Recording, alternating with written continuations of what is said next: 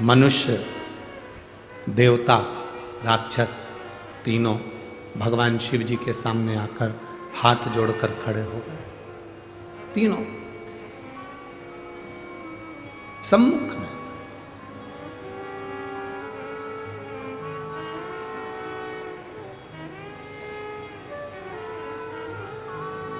ए भाई,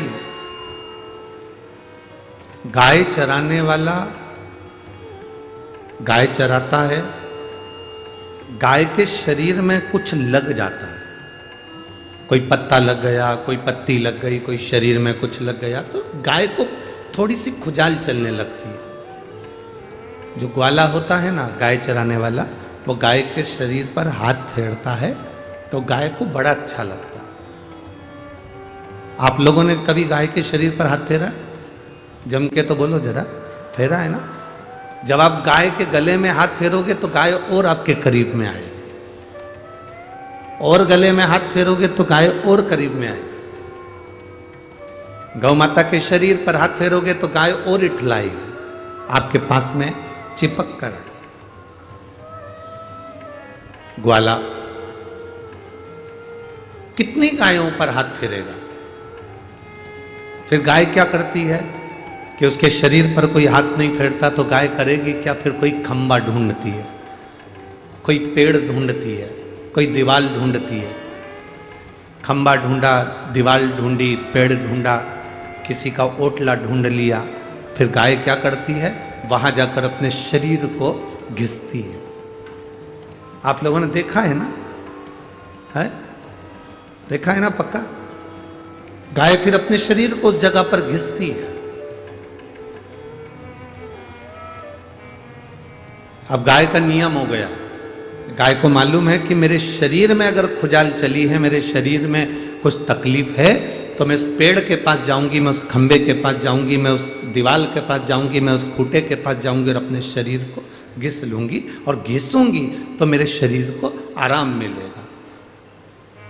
गाय भी, गौमाता भी एक खंबे को ढूंढ लेती है, गौमाता एक दीवाल को ढूंढ लेती है, गौमाता एक पेड़ को ढूंढ लेती है, गौमाता एक स्थान को ढूंढ लेती है जहां वो अपने शरीर को घिसती है तो उसको आराम मिलता है।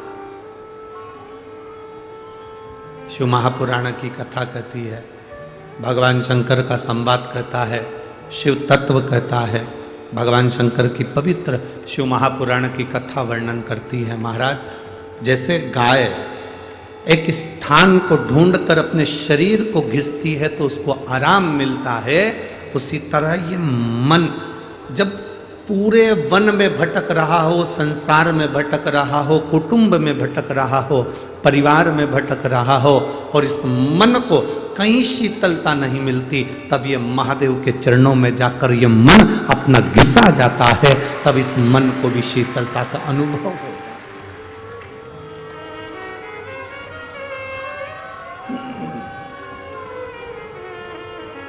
तब इस मन को भी शीतलता का अनुभव होता है, इस मन को भी आनंद का अनुभव होता है, इस मन को भी श्रेष्ठता का अनुभव होता है। ये मन भी आनंदित होता है।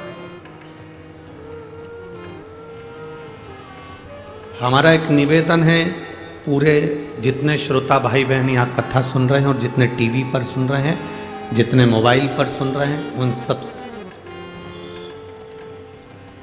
अपनी आंखों में आंसू भरकर कभी महादेव के पास मत जाओ।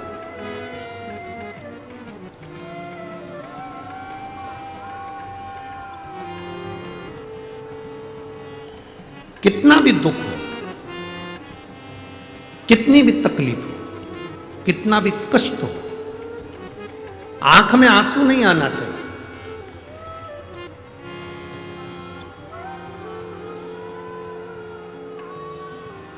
तुम्हें क्या लगता है कि मैं भगवान के पास जाकर रोऊंगी या मेरे आंख के आंसू भगवान देखेंगे? मेरे नैनों के आंसू अगर भगवान देखेंगे तो मेरी जल्दी सुन लेंगे, ऐसा होता है? अरे बोलो तो जम के। भगवान तुम्हारे नेत्रों के अश्रु से तुम्हारी बात नहीं सुनते। भगवान का एक नियम है कि तुम कहीं पर भी बैठकर दिल से उसको पुकार लोगे ना, तुम्हें आंसू बहाने की जरूरत नहीं पड़ेगी, वो उसी समय प्रकट हो ही जाए, उसी समय। और शंभो शरणे पड़ी मांगू घड़ी रे घड़ी, दुख काटो दया करी निदर्शन आओ। शंभो शरणे पड़ी मांगू घड़ी रे दुख काटो करी निदर्शन। जरूरी नहीं कि आप शिव जी के सामने जाएं तो रोएं,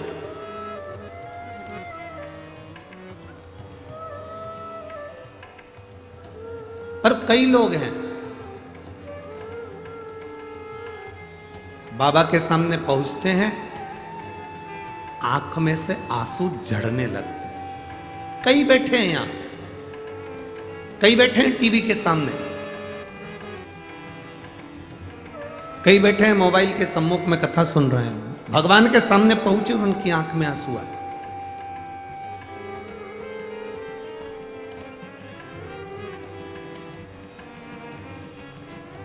क्या कारण है कि भगवान के सामने पहुंचते हैं, भगवान देवाधिदेव महादेव के साक्षी में पहुंचते हैं और चोंगे जैसी आवाज आ रही है, चोंगे की आवाज कम करो बाबू। शिव की साक्षी में जब पहुंचते हैं, भगवान की साक्षी में जब पहुंचते हैं तो तुरंत उनकी आंखों में अश्रु भर आता है। कारण क्या? किस कारण?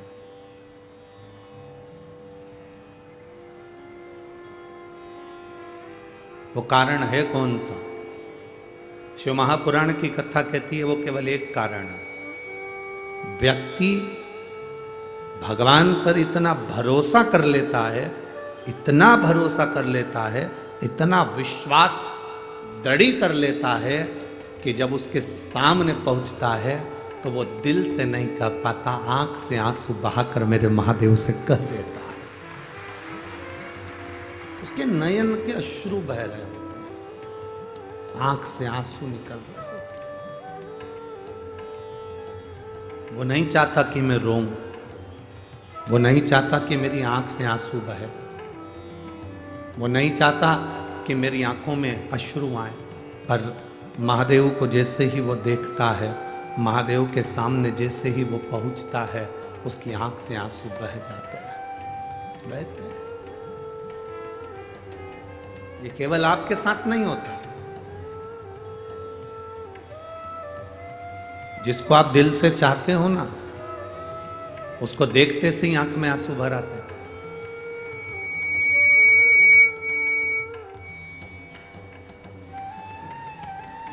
जिसके प्रति प्रेम होता है, जिसके प्रति स्नेह होता है, उसको देखते से अश्रु निकल जाते हैं।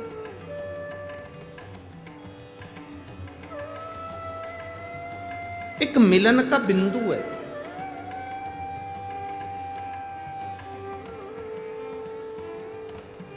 एक बेटी ने अकोला की कथा में एक प्रश्न किया था, वो प्रश्न आज स्मरण में आया है तो आप लोगों के बीच में हम कहें। एक बेटी ने अकोला की कथा में प्रश्न किया था, गुरुजी प्रेम करना बुरा होता है कि अच्छा होता है?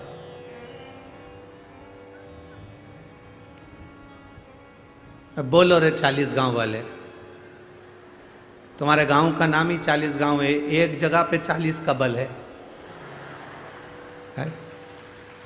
तो प्रश्न का उत्तर भी तुमको देना चाहिए। अब हमारे तो एक गांव का रहने वाले, कोई अकोला का रहने वाला, कोई धुलिया का रहने वाला, कोई औरंगाबाद का रहने वाला, कोई छत्रपति संभाजी नगर, कोई कहीं, कोई कहीं, कोई कहीं, पर तुम्हारे तो गाँव का नाम ही 40 गांव है।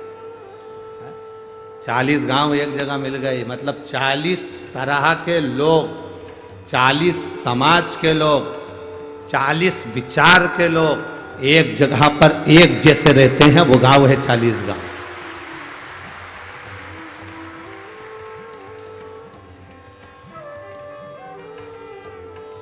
चालीस तरह के लोग एक साथ रह रहे हो जहां,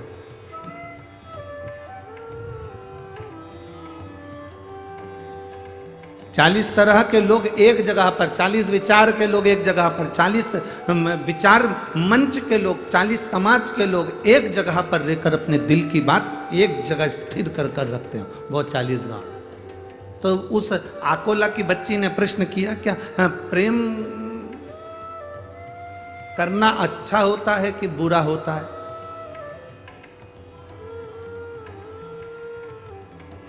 देव जरा उत्तर दे। देव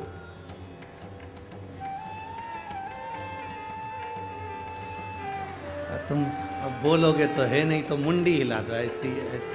हम उतने में समझ जाएंगे। प्रेम करना अच्छा होता है कि बुरा होता है, ठीक है?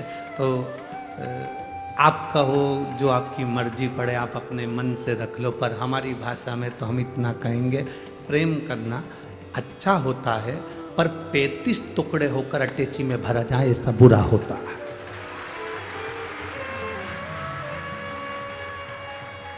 हमारी भाषा में हम कहेंगे प्रेम करना अच्छा होता है, मना नहीं है।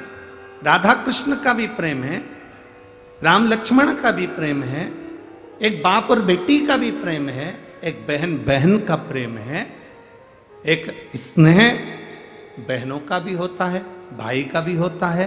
प्रेम करना मना नहीं है, पर ऐसा प्रेम करना बेकार है जिसमें तुम्हारे टुकड़े होकर तुम्हें फ्रिज में भर दिया जाए या अटैची में भर दिया जाए, वो प्रेम बेकार है। वो प्रेम हमारी दृष्टि में पूर्ण तरह से बेकार। आप प्रेम करो भगवान शिव से, आप प्रेम करो अपनी विद्या से, आप प्रेम करो अपनी पढ़ाई से।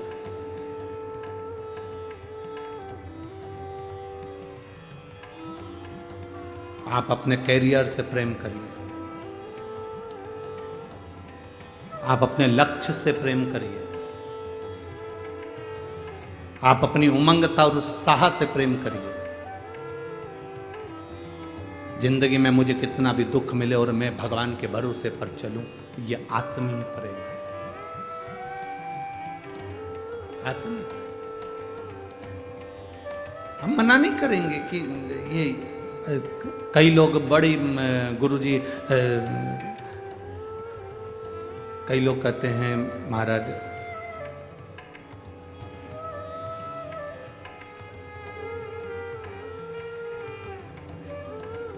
बहुत लोग कहते हैं हिंदू राष्ट्र बनाना है, हिंदू राष्ट्र बनाना है। हम उनसे कहते हैं हिंदू राष्ट्र तो बन जाएगा, पर पहले अपनी इस देह को एक बार हिंदू तो बनाओ, तो हिंदू राष्ट्र बनने में देरी नहीं लगेगी।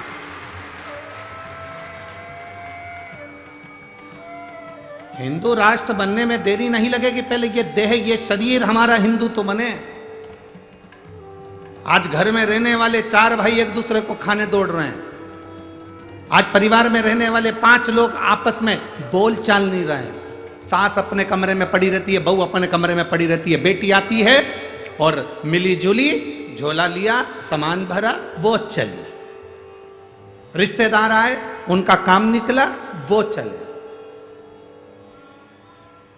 हिंदू राष्ट्र बनने से पहले अपने शरीर को, अपनी देह को हिंदू बनाना पड़ेगा।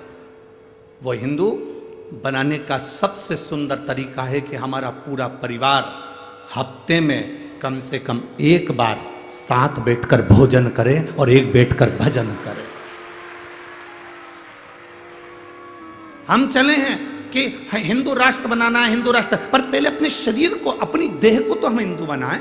हमारे घर में 4 लोग रह रहे हैं, चारों अलग अलग दिशा में। बेटा बाप की नहीं सुनता, बाप बेटे की नहीं सुनता, पत्नी पति की नहीं सुनती, पति पत्नी की नहीं सुनता, भाई बहन की नहीं सुनता, बहन भाई की नहीं सुनता, भाई भाई की नहीं सुनता, कोई किसी को सुनने को तैयार नहीं है। परिवार में रह रहे हैं पर ऐसे रह रहे हैं जैसे कि ना जाने कौन सा युद्ध इनके बीच में हो गया। कोई किसी को पूछने को तैयार नहीं, कोई किसी से बोलने को तैयार नहीं, कोई किसी का आदर करने को तैयार नहीं, कोई किसी का सत्कार करने को तैयार नहीं।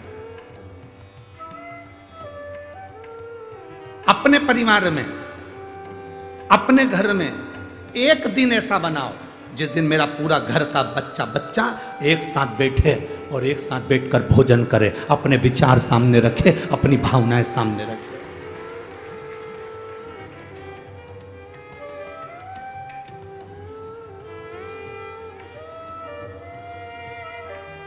और उस समय पर किसी का मुंह नहीं फूलना चाहिए।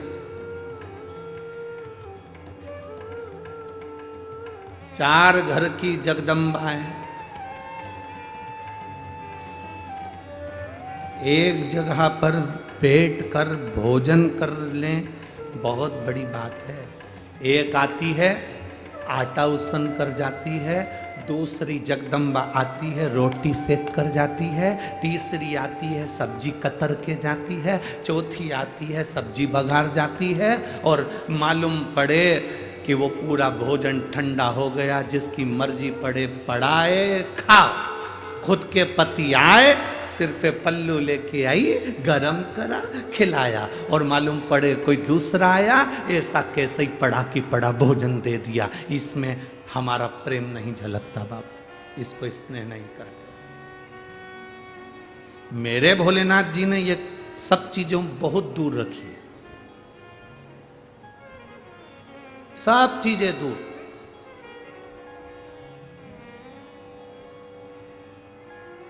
सब बातें तो स्नेह से जुड़ो, प्रेम से जुड़ो। एक स्नेह आपके अंदर प्रकट होना चाहिए। हम मना नहीं करेंगे, आप अपने शरीर को पहले हिंदुत्व बनाइए, अपनी देह को हिंदुत्व बनाइए।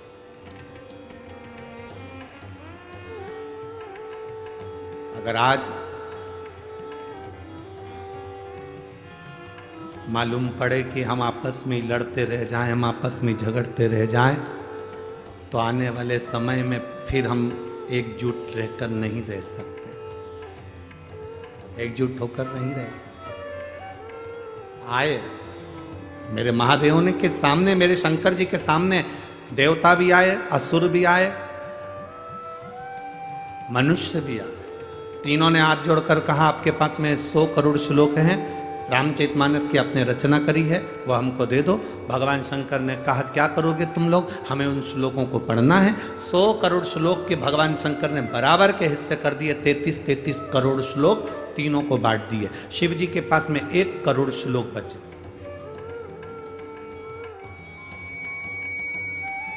मेरे महादेव के पास में 1 करोड़ श्लोक बचे। थोड़ी देर बाद मनुष्य देवता राक्षस फिर आ जाते हैं। आपके पास में 1 करोड़ श्लोक है महादेव, वो भी हमको दे दीजिए। भगवान ने 33 लाख तीनों को दे दिए। शिव जी के पास में 1 लाख श्लोक बचते हैं। थोड़ी देर बाद मनुष्य देवता राक्षस फिर आ जाते हैं। बाबा आपके पास में 1 लाख श्लोक हैं। शिव जी ने 33 हजार तीनों को बांट दिए। भगवान शंकर ने 33 हजार तीनों को बांट दिया। शिव जी के पास में 1000 श्लोक बचे। थोड़ी देर बाद मनुष्य देवता राक्षस फिर आ गए। भोलेनाथ आपके पास में 1000 श्लोक हैं। शंकर भगवान ने 3300 श्लोक तीनों को बांट दिए। शिव जी के पास 100 श्लोक बचे, मात्र 100 श्लोक। थोड़ी देर बाद मनुष्य देवता राक्षस फिर आ गए। बाबा आपके पास में 100 श्लोक हैं। भगवान ने 33 श्लोक तीनों को बांट दिए। शिव जी के पास 1 श्लोक बचा। थोड़ी देर बाद मनुष्य देवता राक्षस फिर आ गए। बाबा आपके पास में 1 श्लोक है। शंकर भगवान ने सोचा श्लोक 1 है, लेने वाले 3 हैं, इनको बांटू कैसे? तो समझ में आया कि जो श्लोक लिखा था वो अनुष्टुप छंद का था। संस्कृत के अनुष्टुप छंद में 32 अक्षर होते हैं, तो शंकर भगवान ने 10 अक्षर तीनों को बांट दिए। शिव जी के पास में मात्र 2 अक्षर बचे। थोड़ी देर बाद मनुष्य देवता राक्षस फिर आ गए।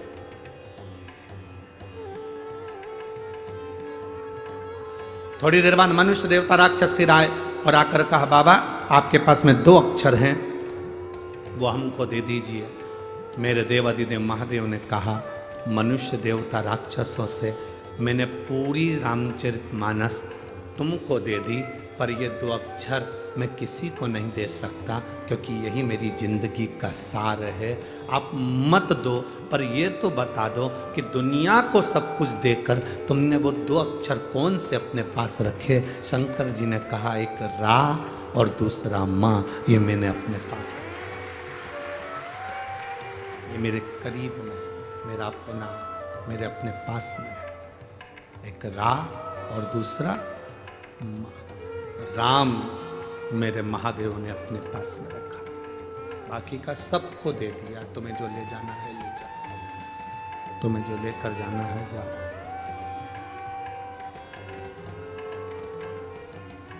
सबको दिया। और रावण को बाबा तूने लंका दिया,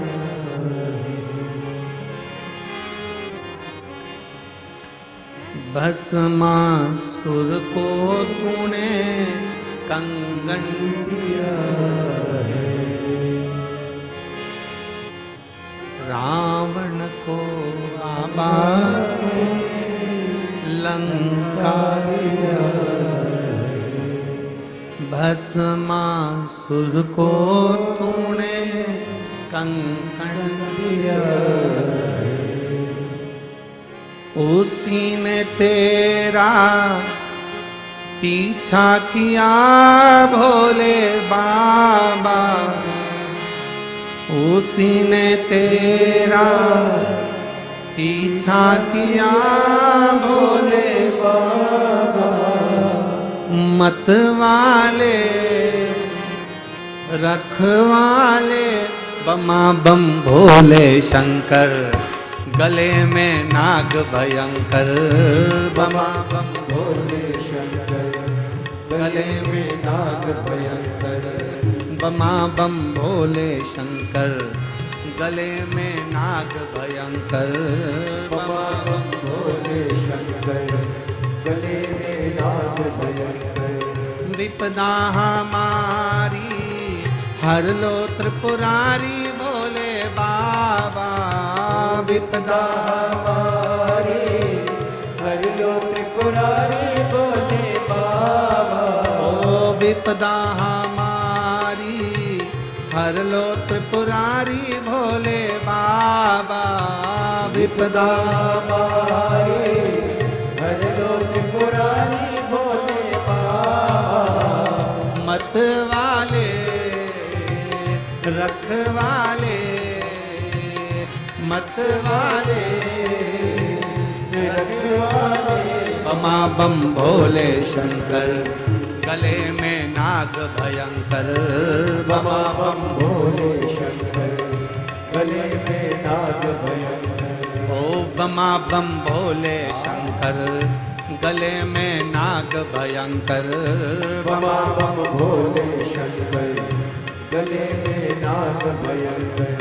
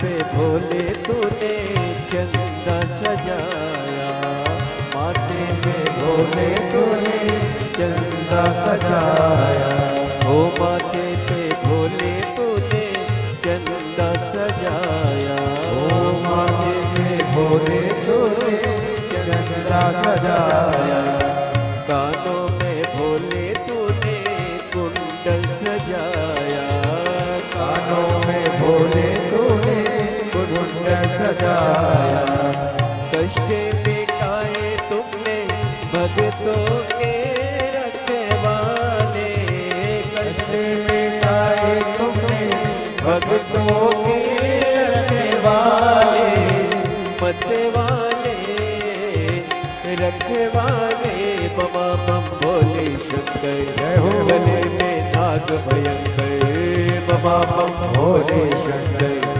गले में नाग भयंकर, विपदा हमारी हर लो त्रिपुरारी भोले बाबा, विपदा हमारी हर लो त्रिपुरारी भोले बाबा, मत वाले रखवाले, मत वाले रखवाले, बमा बम भोले शंकर, गले में नाग भयंकर, बमा बम भोले शंकर, गले में नाग भयंकर, ओ बमा बम भोले शंकर, गले में नाग भयंकर, बमा बम भोले शंकर, गले में नाग भयंकर,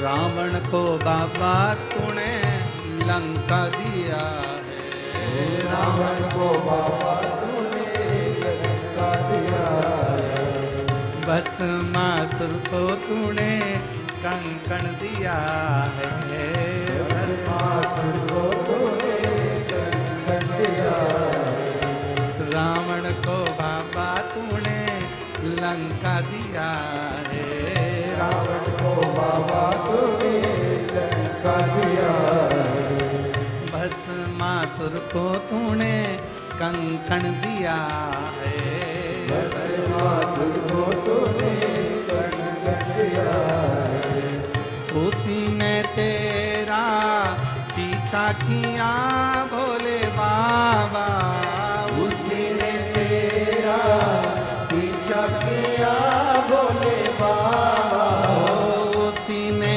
तेरा पीछा किया भोले बाबा, उसी ने तेरा पीछा किया भोले बाबा, मत वाले रखवाले, मत वाले रखवाले, बमा बम भोले शंकर, गले में नाग भयंकर, बमा बम भोले शंकर, गले में नाग भयंकर, ओ बमा बम भोले शंकर, गले में नाग भयंकर, बमा बम भोले शंकर, गले में नाग भयंकर, बमा बम भोले शंकर, गले में नाग भयंकर, बमा बम भोले शंकर, गले में नाग भयंकर, हार हार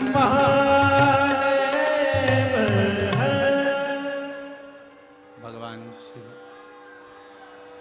ओगड़दानी त्रिकालदर्शी कैलाशी अविनाशी अपने स्थान पर बैठकर भगवान शिव से अपने मन की बात बड़े भाव के साथ दिल से प्रार्थना करें। बाबा से अपने मन की बात भाव के साथ करें। जितने कार्यकर्ता खड़े हैं वो भी बैठेंगे। बार बार ये अपने नगर में अपने 40 गांव में शिव पुराण नहीं होती। बाबा से अपने मन की बात दिल के साथ जहाँ जगह मिल जाए वहाँ बैठ जाओ और बोलो। खड़े रहकर कोई प्रार्थना ना करो। जहाँ जगह मिले वहाँ बैठकर प्रार्थना करें। भाव से पुकारेंगे, भाव से बाबा से विनती करें। श्री शिवा नमस्तु श्री शिवाय शिवाय नमस्तु श्री शिवाय नमस्तु श्री शिवाय नमस्तु श्री शिवाय नमस्तु भोला सब दुख काटो ओ भोला सब दुख काटो शिव शंकर जपो तेरी माला भोले बाबा जपो तेरी माला भोला सब दुख काटो मारा ओ भोला सब दुख काटो वेश मंगल मंगलकारी वेश मंगल मंगलकारी शमशान वासी हमारा शमशान वासी हमारा ओ भोला सब दुख काटो ओ भोला सब दुख काटो भगवान शिव ओगड़दानी त्रिकालदर्शी कैलाशी अविनाशी देवाधिदेव महादेव की कथा कहती है।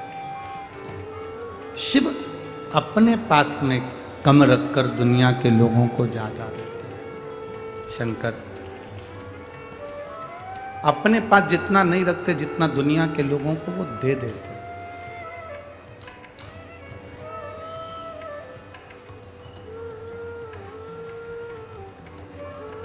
एक बात बताओ जरा, एक तरफ तुम्हारी उम्र केवल 7 दिन की है,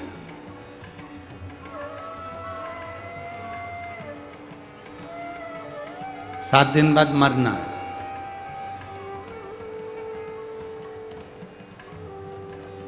और एक तरफ तुम्हें कोई 7 लाख रुपए दे दे और भगवान का इन दोनों में से कुछ चुन ले, 7 लाख चाहिए कि 7 दिन की उम्र। 7 दिन बाद या तो तुझे मरना पड़ेगा या तू 7 लाख रुपए ले ले या फिर अपनी 100 साल की उम्र ले ले। बताओ क्या चुनोगे? 7 दिन की उम्र है और 7 लाख रुपए मिल रहे हैं, तो वो 7 लाख रुपए का करोगे क्या अगर जिंदा ही नहीं रहोगे तो?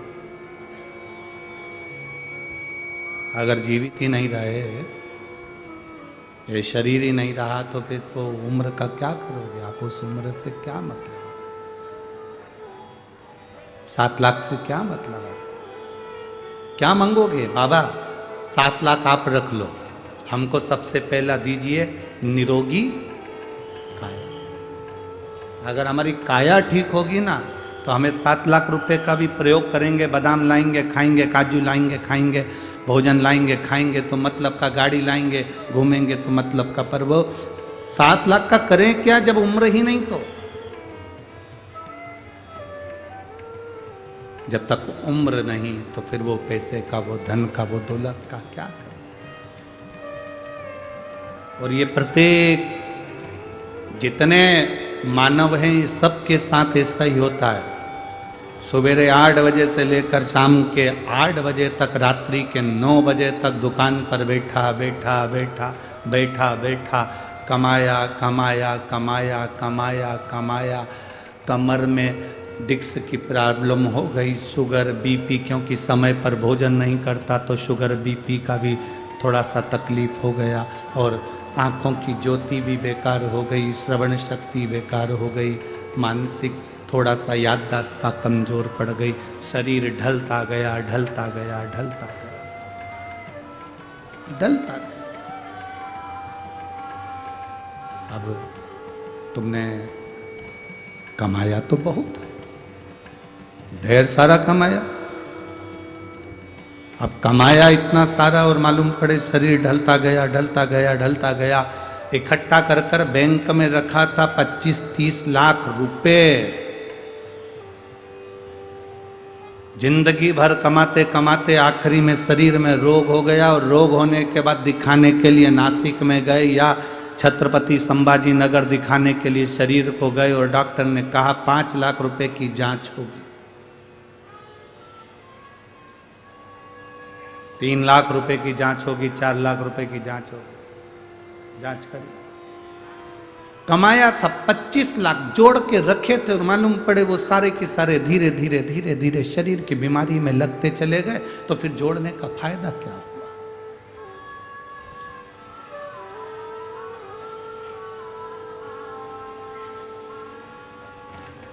मधुमक्खी देखी है?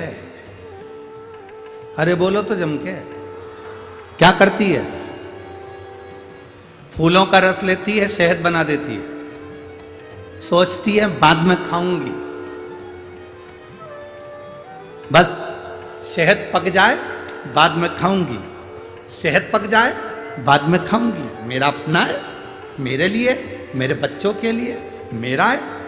जोड़ते जोड़ते जोड़ते जोड़ते जोड़ते जोड़ते जोड़ते जोड़ते थक जाती है तो भी जोड़ती, और आखिरी में कोई आता है वो पूरा छत्ता तोड़ कर ले जाता है, पूरा शहद निकाल कर कोई दूसरा ले जाता है। बस मधुमक्खी की तरह हमारी जिंदगी है, जोड़ते जोड़ते जोड़ते जोड़ते जोड़ते जोड़ते इकट्ठा कर आखिरी में सब गया।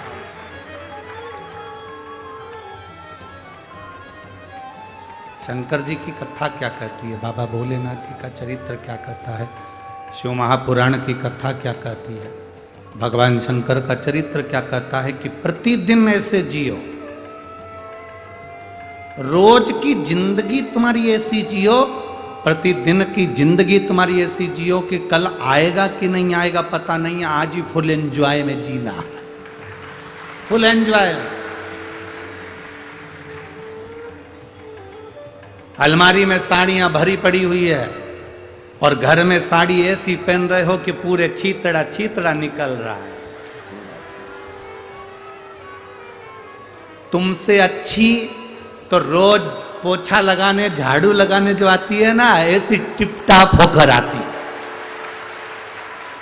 6,000 रुपये महीना तुम्हारे घर से मिलता है, 7,000 रुपये महीना तुम्हारे घर से मिलता है, 9,000 रुपये महीना तुम्हारे घर से मिलता है, इससे ज्यादा कोई देती भी नहीं होगी हो, फालतू की बात। वो काम करने वाली बर्तन मांजड़े, झाड़ू लगाए, पोछा लगाए, वो तुम्हारे घर में काम करने आए, तुम्हारे बच्चों को संभालने आए, वो टिपटाप रे 5-6 हजार में, और तुम 50,000 रुपये महीना कमाओ तो भी मुसद्दी लाल जैसी। क्या मतलब का जीवन?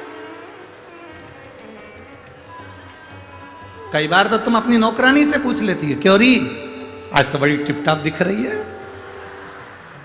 नौकरानी भी कह देती है, मैम साहब किसके लिए जोड़ूं तुम बताओ, है मरी जा रही पत्थर घिस घिस के जोड़ जोड़ के, अपने ऊपर खर्च नहीं करूं तो किस पे करूं। मैम साहब को सुबह 8 बजे से गीता जी का ज्ञान मिल गया और स्वयं सामने गीता खड़ी ज्ञान भी दे रही, तो भी मैम साहब की शुद्ध नहीं, वही निकाल ली, वही पहन ली, अलमारियों में जमी है, देवर के लड़के की शादी होगी तब ये वाली पहनूंगी, उससे पहले निपट गई तो कौन भरोसा।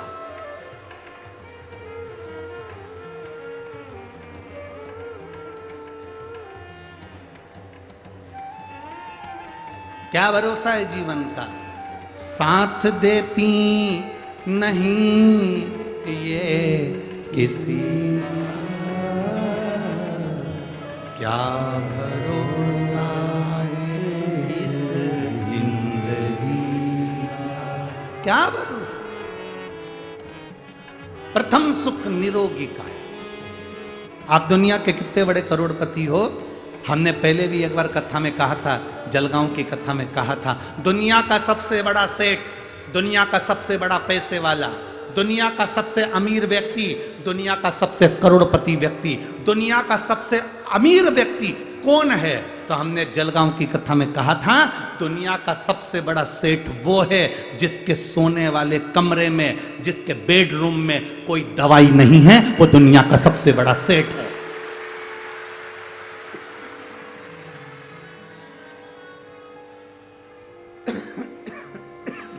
दुनिया का सबसे बड़ा सेठ वो है जिसके बेडरूम में कोई दवाई नहीं। अगर आपके सोने वाले कमरे में, सिर के पास ड्रॉज में बहुत सारी दवाइयों का ढेर लगा है, समझ लेना मेडिकल की दुकान हो तुम।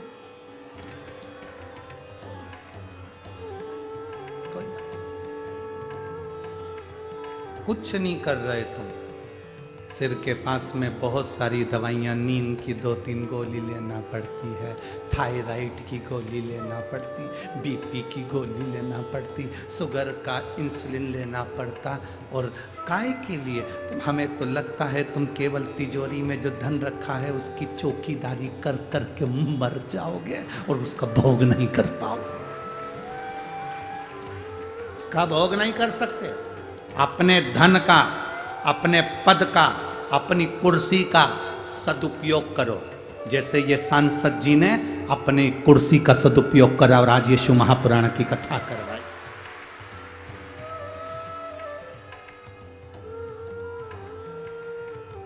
मैं माननीय श्री उन्मेष जी पाटिल जी को और उनकी धर्मपत्नी श्रीमती संपदा जी पाटिल जी को धन्यवाद दूंगा।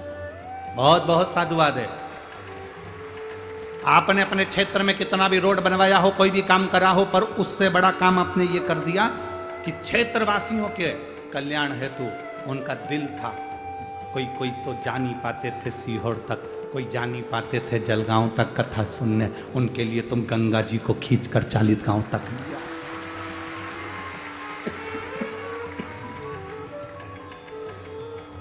ये शिव कथा है, ये शंकर की उदारता, ये शिव महापुराण तत्व सुख देने वाला। प्रथम सुख है निरोगी काया। एक ऋषि हुए उद्दालक ऋषि, जिनका नाम था उद्दालक। उनके बहुत सारे शिष्य थे। उन शिष्यों में एक शिष्य था उनका ऋषि कहोद।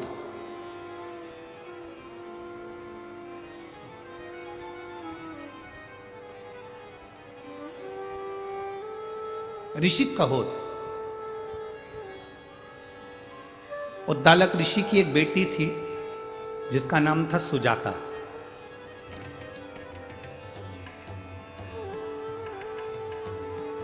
सुजाता अपने पिताजी जो ज्ञान देते थे, उद्दालक ऋषि जो बोलते थे, सुजाता वो सुनती थी और सुनकर वैसा अनुसरण करती थी। कथा में आना जब सफल है, जब आप कथा सुनने के बाद शंकर जी के मंदिर जाना चालू कर दो, तो समझ लो कि तुम शंकर के हो गए और शंकर तुम्हारा हो गया। तो कथा का मतलब, यहाँ इतने लोग कथा को श्रवण करने आए, प्रतिदिन का नियम होना चाहिए कि मुझे शंकर जी के मंदिर में जाकर 1 लोटा जल चढ़ाना है। कोई संकोच नहीं, कोई भय नहीं। कोई हंसेगा उसका जवाब बाबा देगा, कोई ताने कसेगा उसका जवाब बाबा देगा, तुम्हें जवाब नहीं देना। जैसे एक लड़की एक लड़के से प्रीत करती है, प्रेम करती है, तो कहीं जाते जाते लड़की और लड़का दोनों जा रहे हैं, कोई हंस दिया, कोई गाली दे दिया, कोई ताने दे दिया, तो क्या लड़की झगड़ा करती है? बोलो, जम के बोलो जरा, झगड़ती है क्या? नहीं। झगड़ा कौन करता है? जिससे उसने प्रेम किया, जिसके साथ वो जा रही थी। बस गुस्सा उसको आ गया, आया गुस्सा, उसने 2 चनकटा खींच कर दिया। जिससे मैं प्रेम करता हूं तो उसको देखकर हंसता है, उसको ताने देता है, उसको अपशब्द करता है, मारा ठोकी हो गई। लड़की पास में खड़ी हुई देख रही है। बस आप महादेव से अगर प्रेम करते हो, शंकर भगवान से प्रीत जोड़कर बैठे हो, तो तुम्हें किसी का जवाब नहीं देना, जवाब महादेव देगा, हमें नहीं देना। हम क्यों जवाब दें?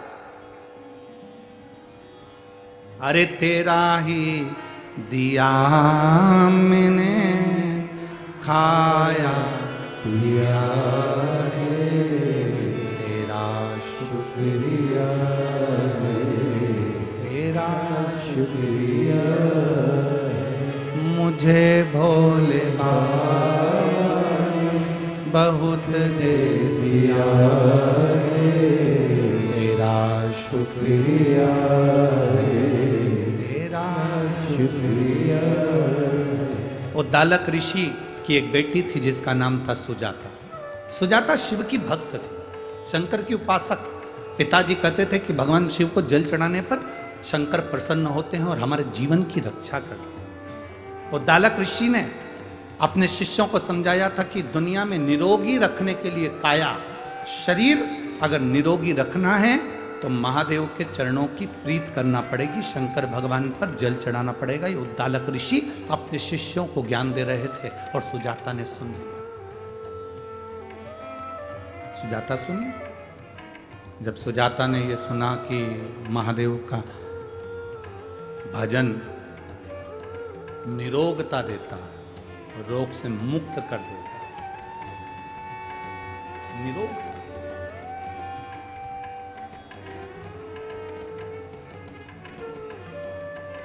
शिव की भक्ति निरोगता देती है। एक पत्र है,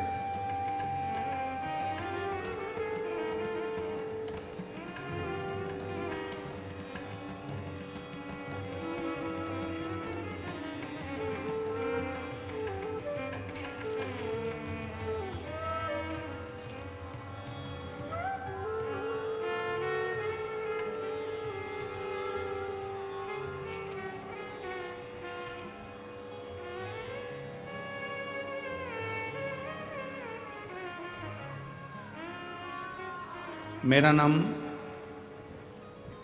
नीलाबाई पेमा चौहान है, उम्र 65 साल, तलोंदे दिगर, तहसील 40 गांव की रहने वाली हूँ। कहीं बैठी हैं? हाथ हिला दो एक बार। श्री शिवाय नमस्ते। 40 गांव की रहने वाली हूँ। मेरा मोबाइल नंबर ये है। गुरुजी, मेरे गांव के भाग खुल गए जो इस शिव महापुराण की कथा मेरे गांव में आ गई। प्रणाम। 2023 जनवरी में मेरे पति की तबीयत अचानक खराब हो गई थी। उन्हें पेट में दर्द होने के कारण उनको बहुत ज़्यादा तकलीफ हुई, तो उनको हम 40 गांव के आनंद हॉस्पिटल में दिखाया। टेस्ट करवाने पर डॉक्टर ने कहा कि इनको पेट में गठान हो गई है, वह गठान की जांच कराओ, हो सकता है कि वो कैंसर की गठान का थोड़ा सा हिस्सा ऑपरेशन करके निकालना होगा, जांच को भेजना होगा। हम लोग बहुत घबरा गए। मेरे पति की हालत दिन प्रतिदिन खराब होती चली गई। डॉक्टरों ने तुरंत ऑपरेशन का कह दिया। ऑपरेशन का बोला, ऑपरेशन डायबिटीज के कारण बस नहीं हो पा रहा था, तो थोड़ा समय लग गया। अब करें तो करें क्या, बड़ी तकलीफ आई। गरीबी होती है गुरुदेव, कैसे कहाँ से धन लाकर लगाएं। रिश्तेदारों की सलाह से हम संभाजी नगर MJ हॉस्पिटल में रवाना हो गए, जहाँ इलाज मुफ्त में था। थोड़ी जान में जान आई गुरुजी। ऑपरेशन के लिए उनकी डायबिटीज मेंटेन नहीं हो रही थी, कभी बहुत कम हो जाती, कभी ज़्यादा हो जाती। पूरा 2 महीने वहीं हॉस्पिटल में रहे। दोनों बच्चे परेशान हो गए। आप कथा में 1 लोटे जल का वर्णन करते हो गुरुदेव। हमने बाबा से विनती करी कि इनका ऑपरेशन हो जाए। बाबा की कृपा से उनका ऑपरेशन हुआ, गठान निकाली।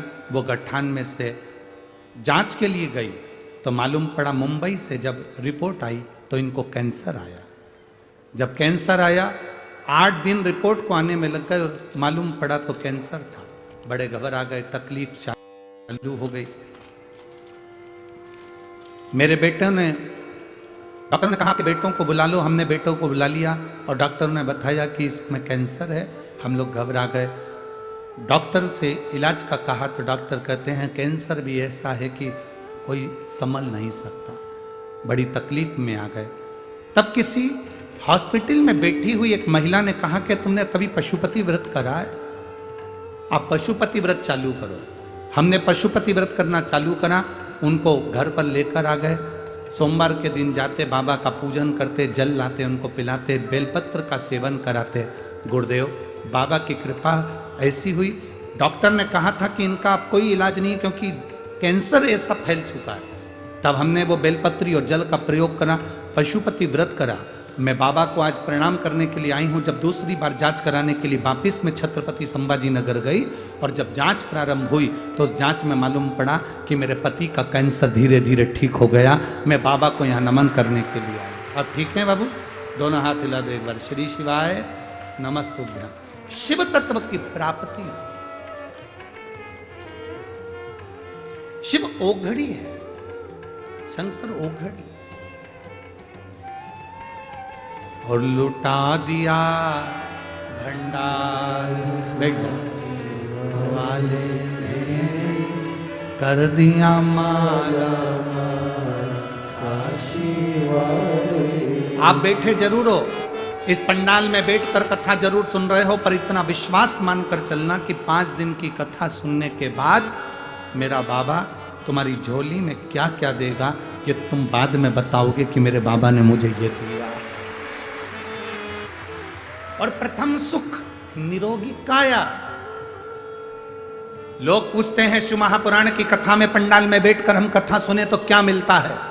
यहां जितने पंडाल में बैठकर कथा सुन रहे हैं उनसे पूछना कि उन्होंने अगर जलगांव की कथा सुनी हो, मालेगांव की कथा सुनी हो, नासिक की कथा सुनी हो, उसमें से किसी ने अगर कथा सुनी होगी तो वो खुद बता देगा कि मेरी शुगर, मेरा बीपी, मेरा थायराइड, मेरा सोरेसिस, मेरी तकलीफ कितनी कम हुई है। शंकर की कथा, ये मिट्टी जहां कथा होती है वहां की मिट्टी साधारण नहीं होती। देखिए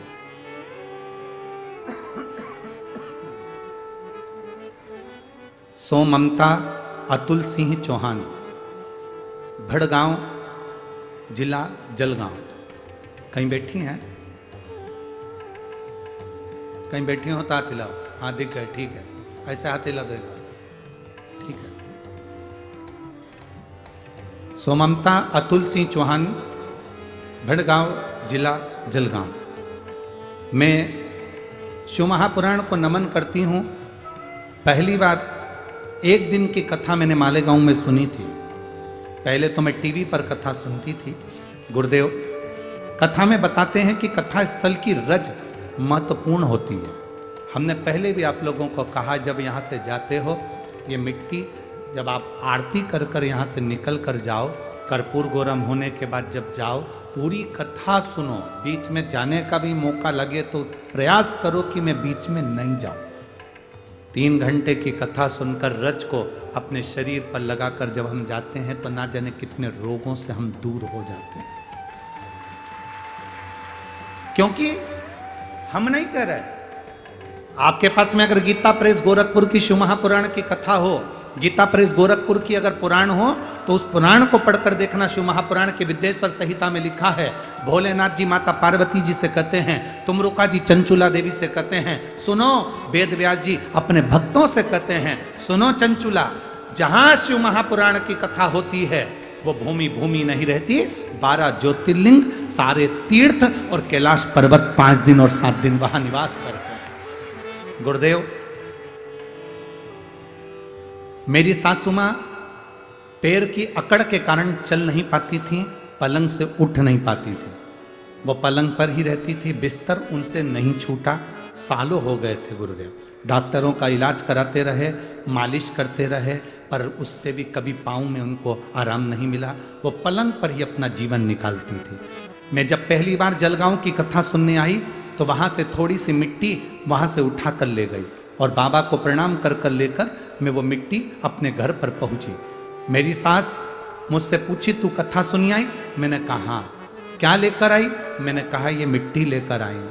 कल से अपन दवाई नहीं लेंगे और इस मिट्टी को शरीर पर लगाएंगे। मेरी सास ने शरीर पर मिट्टी लगाना प्रारंभ करा और मैं बाबा को नमन करने के लिए आई हूं। जो मेरी सास इतने सालों से पलंग पर पड़ी थी, वो सास आज मेरी पैदल चल सकती है और मंदिर तक जाकर लोटा भर जल चढ़ा सकती है। मैं शिव को नमन करने आई। ये शिव तत्व। बैठिए बहन, एक बार वापिस हाथ हिला दो। हर हर महादेव। शिव तत्व की प्राप्ति है शंकर की अविरल कथा।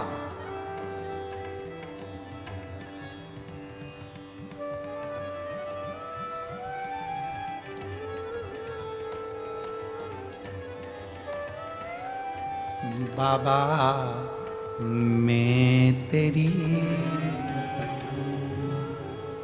हवा बिच उड़ती जावांगी, बाबा डोर हथो छड़ी राम कटी जावांगी। भोले मैं तेरी शंभो में क्या देते हैं शिव? कथा के पंडाल में बैठकर कथा सुनने वाले हम कहें 40 गांव वालों के तो भाग्य हैं जो आ गए, जो आए इस कथा में पहुंचे। हम तो उनसे भी निवेदन करेंगे जो कथा तक भीड़ के कारण नहीं पहुंचते, वो रात्रि के समय पर आकर दर्शन कर कर, लोट लगाकर, प्रणाम कर कर, इस मंडप को प्रणाम नमन कर कर जाना, बाबा से विनती कर कर जाना कि जिंदगी के सारे दुख काट देना। बस इतनी कृपा। कथा करवाने वाले का काम है, कथा करवाने वाले का कथा करवा रहा है, सुनने वाले का काम है सुन रहा है, उसका मनन चिंतन। जब हम कथा सुने तो उसमें से कुछ ग्रहण करें, अपनी जिंदगी में धारण करें। उद्दालक ऋषि जिनकी कन्या सुजाता, उसने सुना कि शंकर भगवान पर जल चढ़ाने से रोग का निवारण होता है। सुजाता ने अपने मन में यह बात रख ली। उद्दालक ऋषि ने विचार करा कि मेरी बेटी का विवाह किसके साथ करूं। इतने सारे शिष्य थे, उसमें से एक शिष्य तक कहोद ऋषि के साथ सुजाता का विवाह कर दिया। सुजाता और कहोद दोनों साथ रहने लगे। बेटी ने अपने पिता के बतलाए हुए ज्ञान को इतना धारण कर लिया था, सुजाता ने इतना ज्ञान को धारण कर लिया था, इतना धारण कर लिया था कि उसका जो गर्भ ठहरा, गर्भ में जो बच्चा था, जब कहोद ऋषि सुजाता का पति जब कहीं अपने ससुर के कहने पर, जब ससुर आते नहीं आश्रम को संभालने के लिए, विद्यार्थियों को पढ़ाने के लिए, और कह देते कहोद जाओ आज तुम शिष्यों को पढ़ाओ, तो कहोद ऋषि जब अपने शिष्यों को पढ़ाते ससुर के कहने पर, तो जो धर्म पत्नी थी उसके गर्भ में जो बच्चा था, कहोद ऋषि एक श्लोक बोल दिए। श्लोक जैसे ही बोला तो गर्भ का बच्चा बोला कि ये श्लोक गलत है, इसको सही करो। गर्भ का बच्चा बोलता है ये श्लोक गलत है, इसको सही करो। कहोद ऋषि को क्रोध आ गया, अपनी पत्नी को घूर कर देखा क्रोध में कि मेरे पत्नी के गर्भ में जो बच्चा है वो भीतर से बोल रहा है। कहोद ऋषि को क्रोध आया और हाथ में जल लेकर उसने श्राप दे दिया कि मेरी पत्नी के गर्भ में जो बच्चा है वो विकलांग पैदा हो।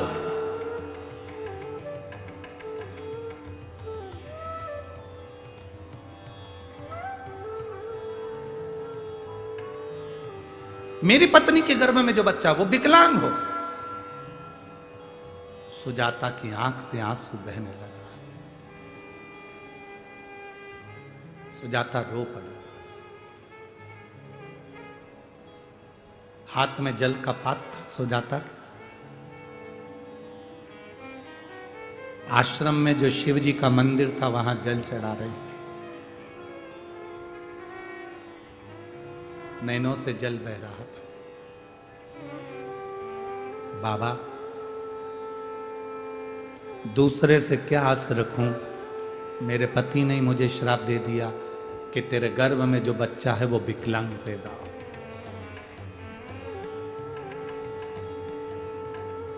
श्राप तो कभी गलत नहीं हो सकता ना। बाबा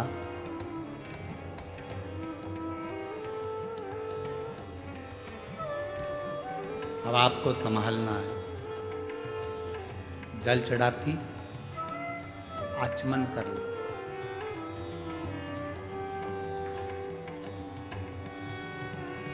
कभी आपने देखा होगा, आप लोगों में से कितने लोगों ने देखा, सुनने के बाद हाथ उठाना, अभी नहीं हो, कितने लोगों ने देखा किसी को ये कार्य करते हुए? कभी आप लोगों ने देखा होगा कि जैसे ये शिवलिंग है, ये जलाधारी है, सामने से पानी बहता है, यहां और यहां कई लोगों को आपने देखा होगा कि वो इस तरह से दबाते हैं।